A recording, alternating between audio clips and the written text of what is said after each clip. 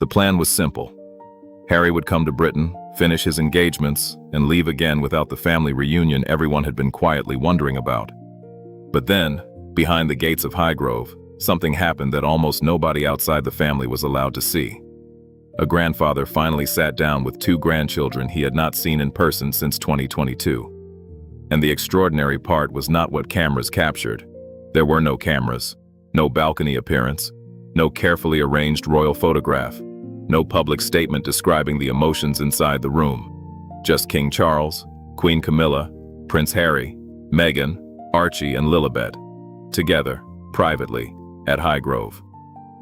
Before we reveal what this really means for the royal family, hit subscribe on Crown Scope, turn on the bell, and don't go anywhere, because this story is far from over. The meeting took place on July 10, 2026, during Harry's visit to Britain. Buckingham Palace described it simply as a private family occasion.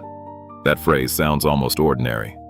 But in this family, sometimes the smallest words carry the biggest weight. Because this was not an ordinary family reunion. It had been 4 years since Charles had last seen Archie and Lilibet in person. 4 years is a long time in any child's life. For a grandparent, it can feel even longer. Children change quickly. Their voices change. Their interests change. Their personalities become clearer. The little details that a grandparent might once have known can disappear simply because there was no opportunity to see them. And so when Archie and Lilibet arrived at Highgrove, they were not the same children Charles had last seen during the Platinum Jubilee celebrations in 2022. They had grown up, and their grandfather had missed those years. That is where the emotional weight of the meeting begins. Not with a dramatic argument, not with a royal announcement, but with time. Time that could not be recovered. For years, the relationship between Harry and his family had been surrounded by public controversy. There were interviews, there were legal battles, there were disagreements over security, there were public accusations and counterclaims, and behind all of that was something much more personal. A family that had become physically separated. Harry and Meghan built a life in the United States. Charles remained in Britain. William continued preparing for the future of the monarchy. And two young children were growing up an ocean away from their grandfather. The palace had very little to say. And perhaps that was exactly the point. Because when a family relationship is fragile, sometimes publicity can make everything harder. So the meeting at Highgrove was kept private. No photographs were released. No video was provided. No detailed account of what happened inside was offered. And that silence created an enormous curiosity. What did they talk about? How did Charles react when he saw Archie again? What was Lilibet like? Did the children remember their grandfather clearly? Did everyone feel awkward? Was it emotional? Nobody outside that room can honestly answer those questions. And that is important. Because a documentary about the royal family can easily turn speculation into supposed fact. But the truth is more interesting. We don't know exactly what was said. We don't know how long the meeting lasted. We don't know whether there were tears. What we do know is that Charles chose to host them. And that fact matters. Highgrove is not simply another royal building. It has long been associated with Charles's private life. It is a place where the king has spent decades away from the formal machinery of Buckingham Palace. And that made the choice of location significant. This was not a public reception. It was a family visit. That distinction matters. Because the monarchy usually works through schedules, ceremonies, official announcements, and carefully managed appearances. Family life is different. Family life happens behind doors. And on this occasion, the door stayed closed. But that was only the beginning. Because there was another question hanging over the meeting. Why now? Harry had been in Britain for charity engagements connected with the Invictus Games. He also had legal matters surrounding his long-running dispute over security arrangements. The circumstances were complicated. And yet, somewhere inside that complicated schedule, there was room for a family meeting. That is perhaps the most human part of the story. The world often imagines royal families as institutions first and families second. But a grandfather does not necessarily stop being a grandfather because his son has become controversial. A child does not become less of a grandchild because adults have disagreements. And that is why this meeting carried a different emotional tone from many other royal stories. The central question was not the monarchy. It was family. Imagine the passage of time. In 2022, Archie was 4. Lilibet was just 1. By the time of the Highgrove reunion in 2026, Archie was 7 and Lilibet was 5. Their grandfather had missed birthdays, missed ordinary afternoons, missed the small moments that never make headlines.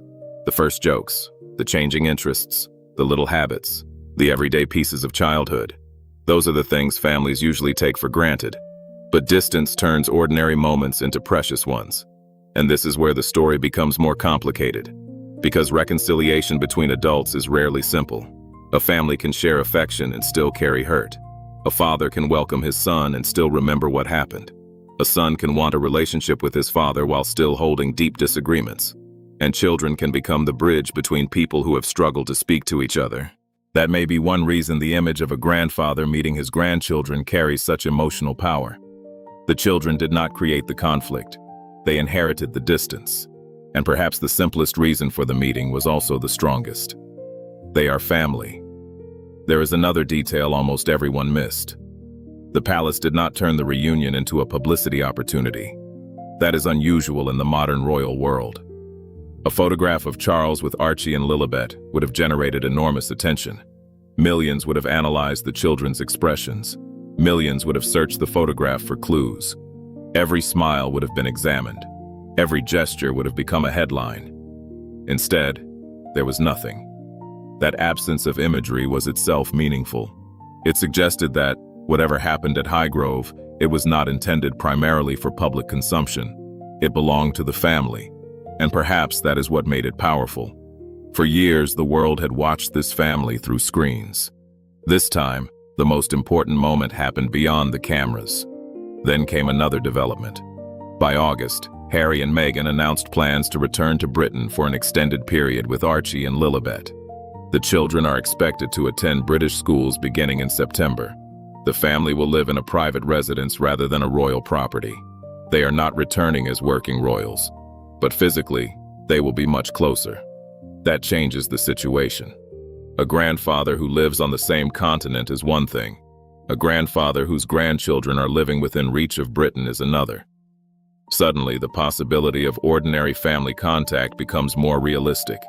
School holidays, birthdays, family occasions, perhaps quiet visits, perhaps nothing. Nobody can predict exactly what will happen. But the distance has changed, and sometimes geography matters more than people realize. A relationship cannot heal simply because two people want it to, but it becomes easier to build a relationship when there are opportunities to meet. The announcement also raised another question. Could Archie and Lilibet eventually develop the kind of relationship with their cousins that circumstances have made difficult?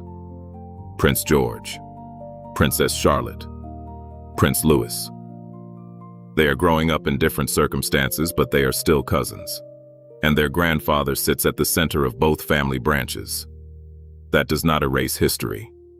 It does not resolve disagreements, but it creates a possibility. And sometimes a possibility is enough to begin a new chapter. There is a tendency to think that royal reconciliation must arrive with a dramatic announcement, a handshake, a photograph, a public statement. But family reconciliation often looks nothing like that. It can begin with a door opening, a car arriving, a private afternoon, a child walking into a room, a grandfather seeing how much that child has grown. And perhaps the most powerful part of the Highgrove story is precisely what we cannot see. We cannot see Charles's face when he first saw Lilibet. We cannot hear the children's voices. We cannot know whether Archie asked questions about the house. We cannot know whether Charles showed them something special, and we should not pretend that we do. But we can understand what the meeting represented. 4 years of distance had ended, at least for one afternoon. The family was in the same room, and sometimes that is where healing begins. Not with an apology, not with a speech, just presence. There may still be enormous obstacles. Harry's relationship with William remains strained. The disagreements surrounding security have not simply vanished. The public history of the family cannot be erased, and the return to Britain brings its own complications. But Charles and Harry had already taken one important step. They met, and Archie and Lilibet saw their grandfather. That brings us to the emotional turning point. For years, royal watchers asked whether the family could ever move forward. But perhaps they were asking the wrong question. Maybe the first question is not whether everything can be fixed. Maybe it is whether one small piece can be repaired. One relationship, one afternoon, one generation. Because children do not need their families to have perfect histories. They need adults willing to keep the door open. And that is the gut punch of this entire story. The years that were missed cannot be given back, but the next years have not happened yet. That distinction matters. The past is fixed. The future is not. For Charles, the Highgrove meeting could never replace the birthdays, milestones, and ordinary family moments he missed. But it could create something different. A beginning. And perhaps for Archie and Lilibet, the most important thing is not what the adults have said about each other. It is whether they can know their grandfather, whether they can build memories of their own, whether they can grow up knowing that family relationships can survive complicated chapters. That does not mean every disagreement disappears. It means the children are given the chance to have a relationship separate from the conflict of the adults. And perhaps that is the deeper meaning of the Highgrove reunion. It was not a royal performance. It was not a grand reconciliation ceremony. It was something much quieter. A grandfather meeting his grandchildren, a son returning to his father's home, and a family discovering that time apart does not necessarily have to become time lost forever. The British monarchy may be built on centuries of tradition, but families are built on much simpler things: presence, memory, forgiveness, and the decision to keep trying. So perhaps the most important thing that happened at Highgrove was not what anyone said. It was simply that they were there, together, after 4 years. And sometimes, when a family has spent too long apart, the most powerful sentence is not an apology or a promise. It is simply, "You came home."